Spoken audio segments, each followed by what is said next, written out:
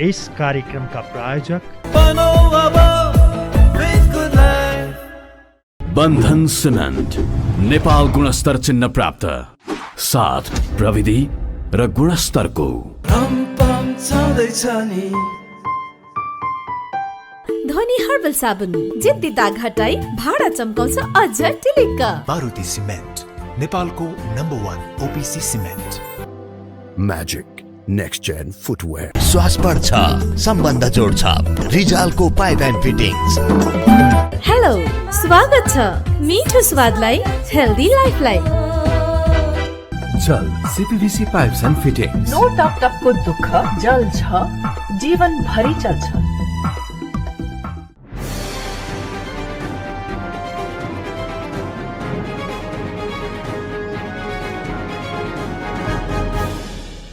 कार्यक्रम उज्यालो प्रदेशमा स्वागत छ। म मिक्साङ वाइवा तामाङ।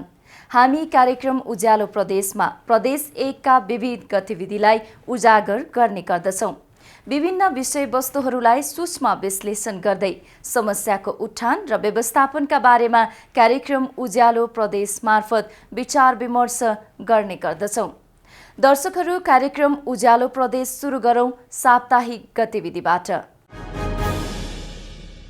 प्रदेश 1 मा कोरोना विरुद्धको खोपको माग नहुँदा करिब 4,64,000 डोज एस्ट्राजेनेका खोप एक्सपायर हुने अवस्थामा पुगेको छ। विराटनगर स्थित प्रदेश स्वास्थ्य आपूर्ति व्यवस्थापन केन्द्रमा रहेको एस्ट्राजेनेका खोपको म्याद अप्रिल मसान्तसम्म मात्र रहेकाले म्याद सकिन 10 दिन मात्र बाँकी रहेको छ।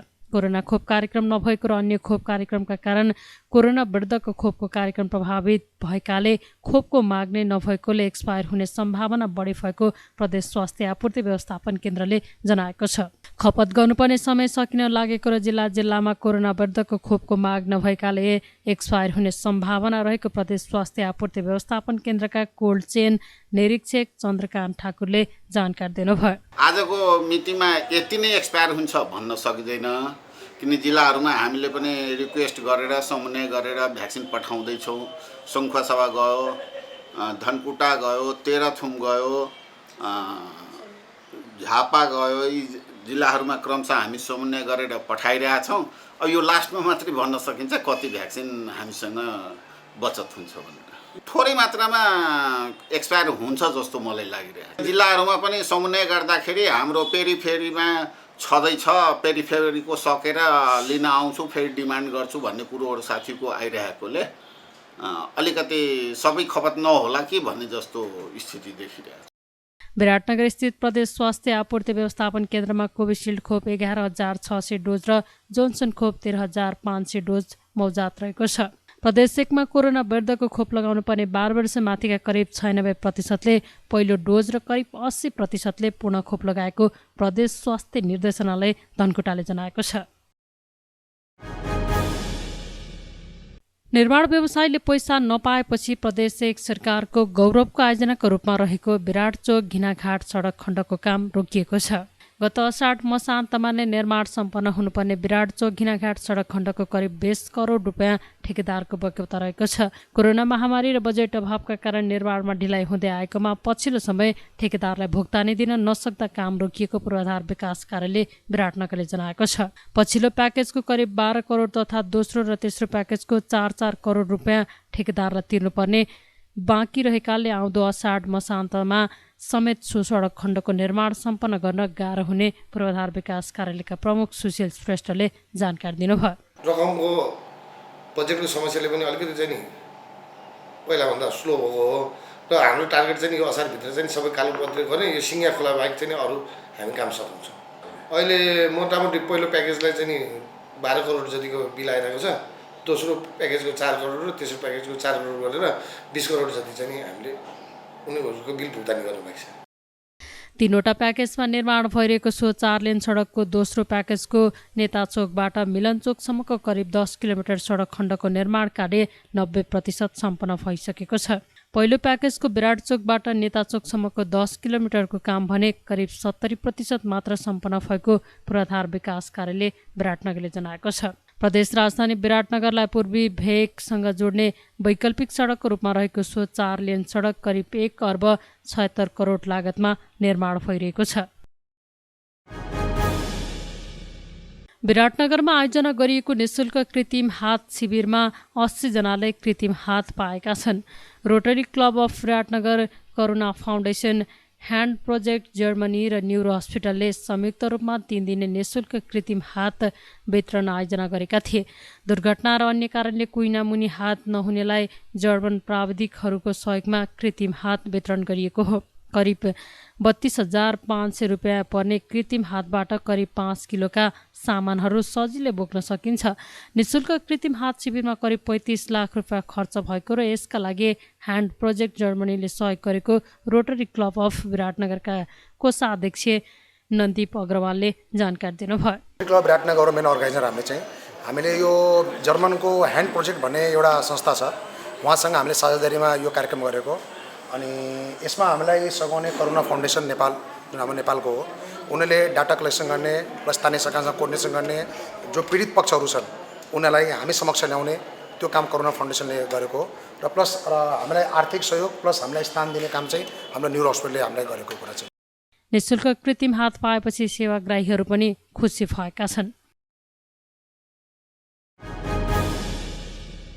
मोरङमा रहेका राजनैतिक दलहरूले निर्वाचन आयोगले लागू गरेको निर्वाचन आचार संहिता 2078लाई पालना गर्ने प्रतिबद्धता व्यक्त गरेका छन्। प्रदेश निर्वाचन कार्यालयले विराटनगरमा आयोजना गरेको स्थानीय निर्वाचन सम्बन्धी छलफल कार्यक्रममा राजनैतिक दलका प्रतिनिधिहरूले आचार संहिताको कडाइका साथ पालना गराउन सम्बन्धित निकायलाई आग्रह समेत गरेका छन्।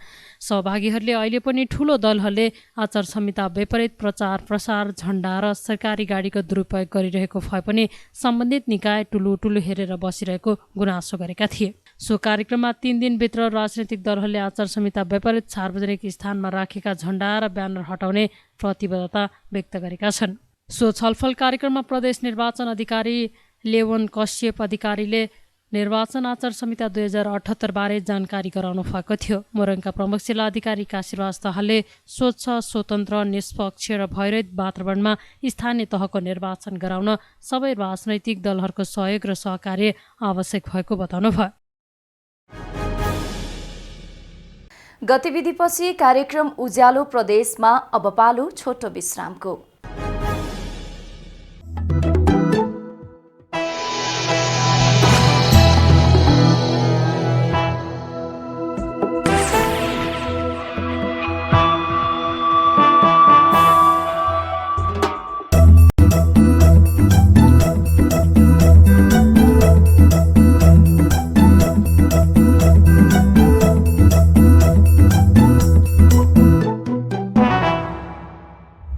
श्वास बढ्छ, सम्बन्ध जोड्छ, रिजालको पाइप एन्ड फिटिङ्स। हेल्दी हुनु छ सबलाई, हेल्थ चाहिन्छ जसलाई, हेल्दी बनाऊ अब विथ गुड लाइफ, हेल्दी बनाऊ अब विथ गुड लाइफ। हेल्थसँग कहिले गर्दिन सम्झौता, किनकि मसँग छ मेरो healthy friend good life digestive biscuit. Introducing Good Life Digestive Biscuit. पूर्वबाट उदाएको समृद्धिको सपना, दौडिएका हरेक कदम माथिको अटुट विश्वास, जर्मन प्रविधिको उच्चतम प्रयोग, यस्तो हाई टेक्नोलोजीले दिन्छ अति उच्च गुणस्तरको बन्धन सिमेन्ट। नेपाल गुणस्तर चिन्ह प्राप्त, साथ प्रविधि र गुणस्तरको। हरेक घरमा ठाउँ बनाउँदै ममताको मिठो स्वाद चखाउँदै पम पम छँदैछ नि। हरेक दिन रमाइलो क्षण, सबैको सन्तुष्ट मन, जहिले पनि जहाँ पनि रमपम छँदैछ नि। कागती र खरानीको प्राकृतिक शक्तियुक्त ध्वनि हर्बल साबुन, जिद्दी दाग हटाई भाडा चम्काउँछ अझ टिलिक। हेल्दी हेल्दी लाइफलाई हेलो, मिठो मिठो स्वादलाई हेलो, सबैको किचनमा छ स्वागत जसको। Hello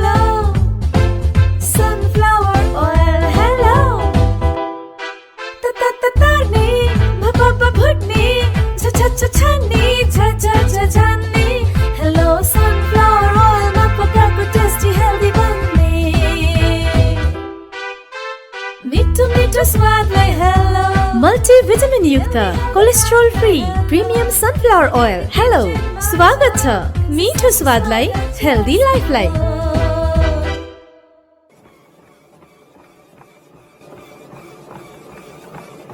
In life, you'll have to run to reach your goals. At times, you'll feel weighed down, but it's when you have to lift up your spirits.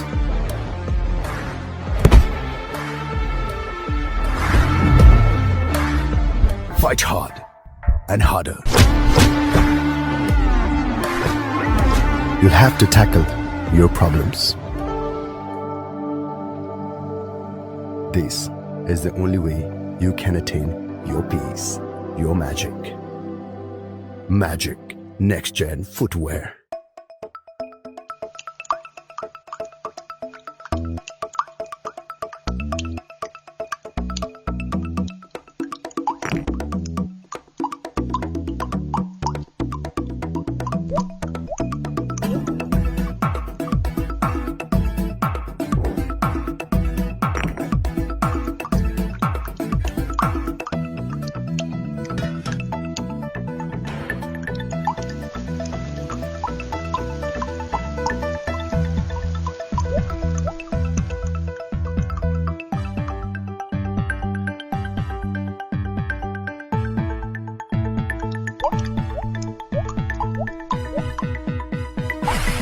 भाडा फेरेर मात्रै भाग्य फेरिदैन, पाइप फेर्नुपर्छ। Jal CPVC pipes and fittings. No टप टपको दुःख जल छ, जीवन भरि चल्छ।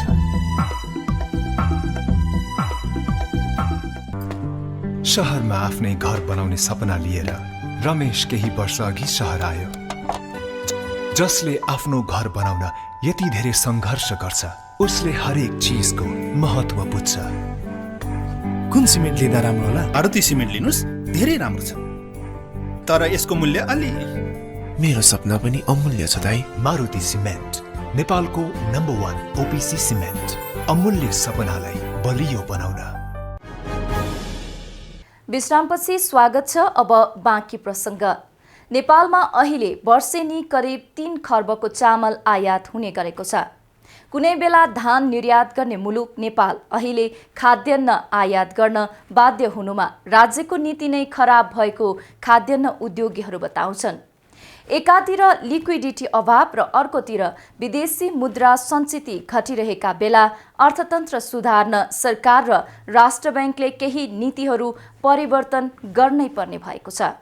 उद्योगीहरूले खाद्यान्नको मूल्य नियन्त्रण गर्ने, खाद्यान्नको भण्डारण गर्ने नीति पनि ल्याउनु पर्ने सुझाव दिएका छन्। खाद्यान्न उद्योग सञ्चालनको अवस्था, लिक्विडिटी अभाव, विदेशी मुद्रा अभाव तथा खाद्यान्न आयातले पारेको प्रभावबारे हामीले उद्योग संगठन मोरङका सदस्य सुरेन्द्र गोल्छासँग कुराकानी गरेका छौँ। खाद्यान्न उद्योग कसरी चलाइरहनु भएको छ? उद्योगमा भनेपछि यदि खाद्यान्न उद्योगको कुरा गर्ने हो भने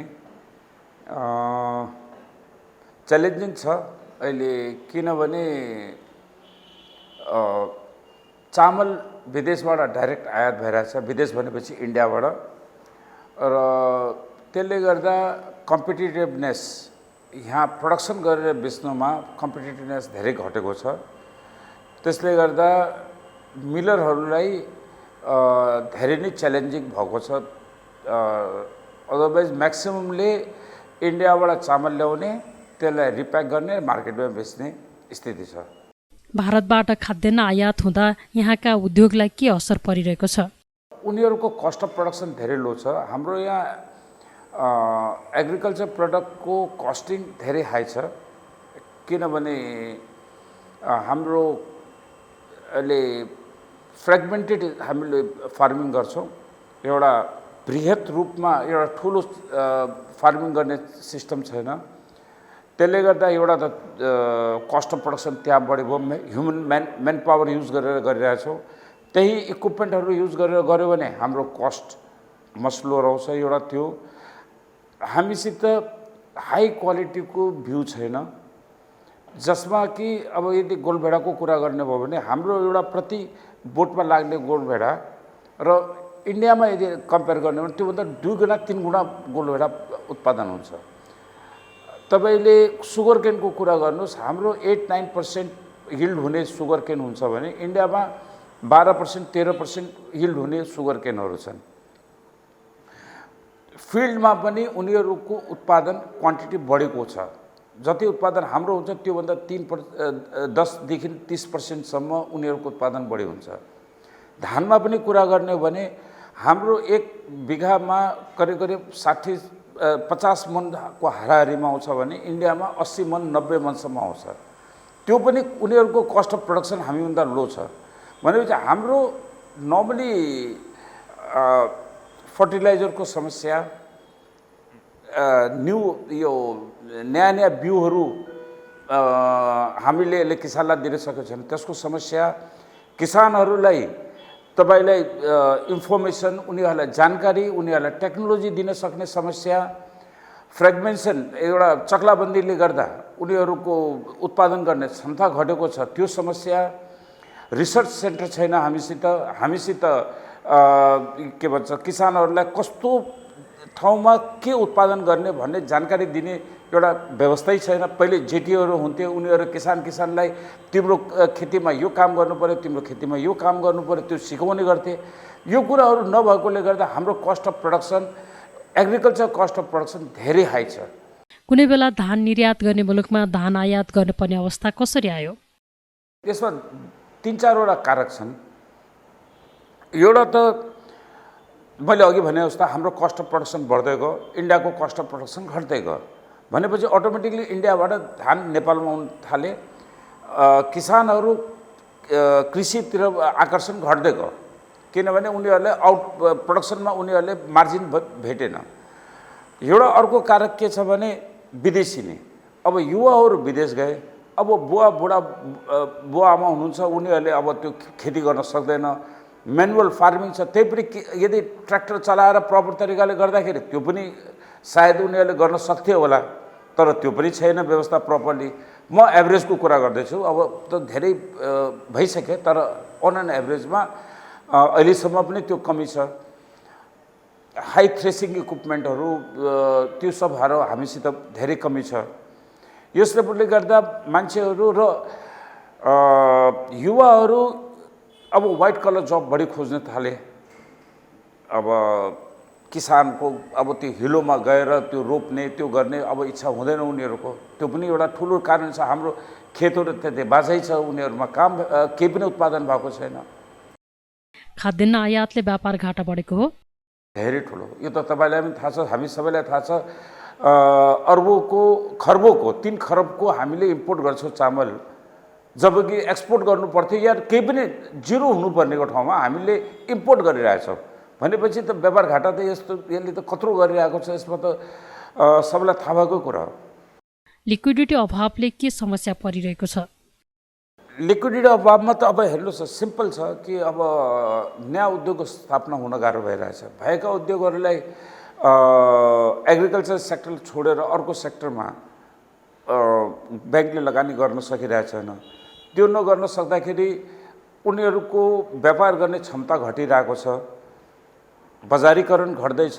अटोमेटिकली बजारीकरण घट्दैछ, नयाँ इन्डस्ट्री लाग्नमा स्लो डाउन हुन्छ भने रोजगारीमा समस्या आउँछ। रोजगारीमा समस्या आयो भने मान्छेहरू गलत बाटोमा जाने चान्सेस हुन्छ, देशमा अराजकता फैलिने पोसिबिलिटी हुन्छ। यसको धेरै पाटाहरू छन्, यसको इज नट ओन्ली वान। अब मैले अघि भने एग्रिकल्चर सेक्टरमा ग्राहकता छ, दिइरहेछ। एग्रिकल्चर सेक्टरलाई त्यति प्रेसरमा छैन, छ त्यो पनि प्रेसरमा छ, तर त्यति धेरै प्रेसरमा छैन। तर अरू सेक्टरमा प्लास्टिक जन्य भनौँ या अरू टेलिभिजन भनौँ, इलेक्ट्रोनिक भनौँ, यिनीहरूमा धेरै प्रेसर छ। इम्पोर्ट पनि गर्न सकिरहेछन्, एलसी खोल्न सकिरहेछन्। त्यसले गर्दा त्यो ठुलो समस्या छ। अब त्यसले गर्दा कुन रूपमा जाने हो देश, योलाई इमेजिन गर्न गाह्रो छ। लिक्विडिटी अभाव हुनुमा कसको दोष छ? अब राष्ट्र ब्याङ्कको नीतिलाई दोष पक्का पनि अब राम्रो र नराम्रो त जिम्मेदारी त हेडले लिनुपर्छ। अब कारक त्यसको के होला, अब कोरोना पनि हुनसक्छ, अरू रेमिटेन्स घट्ने कुरा पनि होला, तर जे भयो भने पोलिसी मेकरले जिम्मेदारी त लिनैपर्छ। बैङ्कहरूले ऋण दिइरहेका छन् कि छैनन्? अहिले एकदम कम्ती छ। अहिले के अप्रुभड लोनहरूमा पनि उनीहरूले ऋण अहिले दिइरहेको छैन, धेरै कम्ती गरिसकेका छ। विदेशी मुद्रा सञ्चय गर्दा के असर परिरहेको छ? विदेशी मुद्रा सञ्चय घट्नु त एउटा खतरनाक स्थिति नै हो र यो घट्दै गयो भने देशमा त फेल्ड स्टेट हुने पोजिसन पनि पुग्न सक्छ। तर नेपालमा अहिले विदेशी सञ्चित घट्नुको कारण एउटा त युक्रेन वार हो। सबै कुरा तेलको मूल्य बढेको छ, करिब करिब 30 देखि 40% बढिसक्यो। हाम्रो इम्पोर्ट त्यति पनि भयो भने हाम्रो त डाइरेक्टली 40% त कस्ट बढेको छ नि। भनेपछि त्यति 40% विदेशी मुद्रा त हामीले बढी दिनु पर्यो भने चाहिँ अटोमेटिकली हाम्रो विदेशी मुद्रा सञ्चय घट्ने भयो। अर्को गुड्सहरू पनि इलेक्ट्रोनिक गुड्स भनौँ या गाडीको पनि कुरा गर्नु भने उनीहरूको पनि कस्ट बढेको छ। त्यो भनेपछि त्यो आयात सेम हुँदा पनि के भन्छ बढी हामीले पैसा विदेशी मुद्रा दिनुपर्ने स्थिति थियो। तर लास्ट केही महिनामा हाम्रो त्यसको आयात पनि बढेको छ। त्यो आयात बढ्दाखेरि के भयो भने 20% आयात बढ्नु, 20% दाम बढ्नु, मतलब 40% को इम्प्याक्ट आयो। यता विदेशी रेमिटेन्सको जुन छ, रेमिटेन्स घटेको मैले सुनेको छैन। अस्ति हाम्रो एक दुई ठाउँमा अर्थमन्त्रीको त्यहाँ पनि हामीले भेट्दाखेरि रेमिटेन्स घटेको छैन भन्नुभएको छ। त्यो नघट्दाखेरि हाम्रो इन्फ्लो चाहिँ नि बराबर भयो, आउटफ्लो बढ्यो, टुरिज्म घट्यो, त्यसले पनि हाम्रो विदेशी मुद्रा ल्याउँथ्यो, एग्रिकल्चर इम्पोर्ट बढ्यो। यो सब कुरा समग्र रूपमा यो स्थिति अलिकति कसन गर्नुपर्ने स्थिति छ। अहिले राम्रो स्थिति छैन। अहिले इम्पोर्ट घट्दाखेरि अब जुन ब्याङ्कले अहिले राष्ट्र ब्याङ्कले टोटल ब्लकेज गरिदिएको छ। अब सोच्नुहोस् इलेक्ट्रोनिक प्रडक्ट आउँदैन, टेलिभिजन बिक्दैन। टेलिभिजन नबिकेपछि त्यसको दोकानदारले त्यसले के गर्छ, त्यसको मेकानिकले के गर्छ, त्यस्तै अरू मोबाइल भनौँ, अरू पनि आइटमहरू हजारौँ लाखौँ आइटम छन्। त्यो नभएपछि त्यो रोजगारीमा यसले कति लामो कति ठुलो इम्प्याक्ट गर्नेछ। राष्ट्र ब्याङ्कले पक्का पनि यसबारेमा आङ्कलन त गरेको होला। खाद्यान्नको मूल्यवृद्धि के कारणले भएको हो? मूल्यवृद्धि नियन्त्रण गर्न के गर्नुपर्छ? अब यसमा हेर्नुहोस् के छ भने नेपाल ओपन मार्केट हो। कुनै इन्डिभिजुअल एकजना व्यापारी यहाँ छैन। मूल्य वृद्धि मैले चाहेर मूल्य वृद्धि गर्न सकेको भए त मैले गरिहाल्थेँ नि, हैन? तर मैले एक्लैले मूल्य वृद्धि गरेर बढ्ने पनि होइन, घट्ने पनि होइन। मैले न त घटाउन सक्छु न बढाउन सक्छु। यो मार्केटको डिमान्ड एन्ड सप्लाईमा चल्ने चिज हो यो। अब डिमान्ड सप्लाई, डिमान्ड बढेको छ, डिमान्ड यथावत छ, सप्लाई घट्यो भने अटोमेटिकली डिमान्ड प्राइस बढ्छ। यो इकोनोमिकको थ्योरी नै हो। अब त्यति बेलामा सडनली मौका पाउनेहरूले अलिअलि चलखेल त पक्का पनि गर्ला, तर धेरै मतलब मेजर चलखेल गर्न स्थिति हुँदैन। मूल्य नियन्त्रण गर्नको लागि एउटा त के छ भने सरकारले आफ्नो भण्डारण राख्नुपर्छ। इन्डियामा गर्छ। अब इन्डियामा गहुँको भण्डारण छ, ऊ इन्डियासित 6 महिना 8 महिना 1 वर्षको उसले भण्डार गरिराखेको हुन्छ, 2 वर्षसम्म पनि राख्छ। मूल्य त्यस्तै 81 बढ्यो भने उसले के गर्छ, आफ्नो गभर्मेन्ट रिजर्भको माल मार्केटमा दिइदिन्छ, अटोमेटिकली कन्ट्रोल हुन्छ। सो फुड त्यस्तै प्याडीको पनि छ, चामलको छ। अब इन्डियामा यो ह्युज क्वान्टिटीमा सङ्ख्या म भन्न सकिरहेको छु, तर ठुलो क्वान्टिटीमा मतलब 8 महिनादेखि 1 वर्षसम्मको खानापूर्ति गर्ने क्यापेसिटी उनीहरूको भण्डारणमा हुन्छ। भनेपछि त्यो कन्ट्रोल गर्छ उनीहरूले। खाद्यान्नको आयात प्रतिस्थापन गर्न के गर्नु पर्ला? एउटा रिसर्च डेभलपमेन्ट गर्नु पर्यो। हाम्रो किसानलाई हामीले एउटा कृषिको बारेमा जानकारी दिनु पर्यो।